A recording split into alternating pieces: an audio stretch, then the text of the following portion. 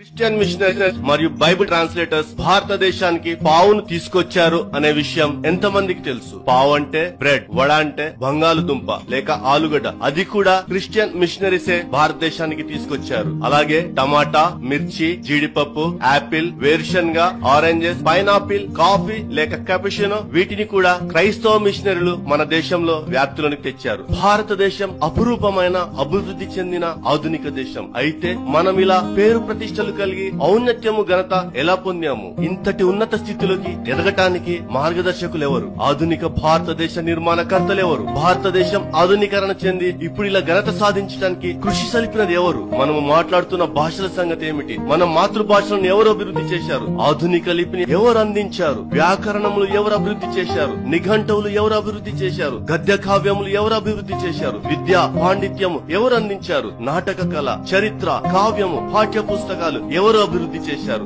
సమస్త కీర్తి క్రైస్తవ అనువాదకులకు, మిషనరీస్ వారికి మరియు పరిచారకులకు చెందుతుంది. ఉదాహరణకు విలియం కేరీని తీసుకోండి. అతడు శ్రీరాంపూర్ లో 42 సంవత్సరాలు నివసించారు. 41 భారతీయ భాషలను అభివృద్ధి చేశారు. అలాగే భారతదేశానికి 23 నూతన ప్రగతిశీల ఉత్పాదక పదార్థములు మరియు సేవలు అందించారు. 115 నుండి 200 సంవత్సరాల పూర్వము ఈ క్రైస్తవ సేవకులు దాదాపు 85 నిఘంటువులు, 116 వ్యాకరణ గ్రంథాలు మరియు 45 వార్తా పత్రికలు అభివృద్ధి చేశారు. క్రైస్తవ మిషనరీలు మొట్టమొదటి ముద్రణశాల 1556వ సంవత్సరంలో గోవాలో ప్రారంభించారు. మొదటి స్థానిక భాష, దేశీయ భాష, మాతృభాషలో వార్తా పత్రికలు శ్రీరాంపూర్ లో 1818లో ప్రచురించారు. ఆధునిక విద్యా విధానం ఎవరు భారతదేశంలో ప్రవేశపెట్టారు? పాఠశాలలు, కళాశాలలు, యూనివర్సిటీలు ఎవరు నిర్మించారు? శ్రీరాంపూర్ యూనివర్సిటీ 1818లో విలియం కేరీ మరియు అతని అనుచరుల ద్వారా స్థాపించారు. ముంబై యూనివర్సిటీ మరియు మద్రాస్ యూనివర్సిటీ కూడా జాషువా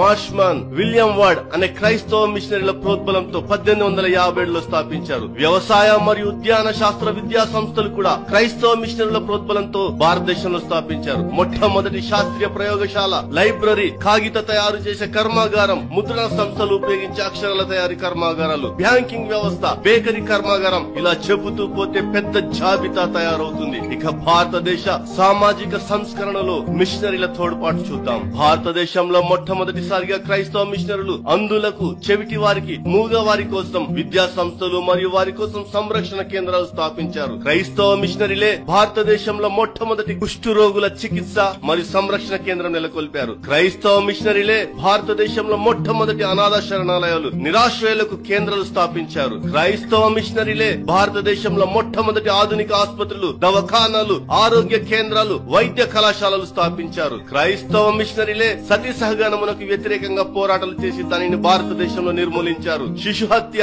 నరబలి అర్పించే ఆచారాలను క్రైస్తవ మిషనరీలే పోరాటాలు చేసి వాటిని భారతదేశంలో నిర్మూలించారు. క్రైస్తవ మిషనరీలే మనుషులందరూ సమానమనే, అందరినీ సమానంగా చూడాలని కుల వ్యవస్థకు వ్యతిరేకంగా పోరాటం చేశారు. కుల వ్యవస్థ ద్వారా అణిచివేయబడిన వారికి విద్యా బుద్ధులు నేర్పించి బలోపేతం చేసి వారిని చైతన్యపరిచి జాగృతం చేసింది కూడా క్రైస్తవ మిషనరీలే. ఇదే భారతదేశపు నిజమైన చరిత్ర.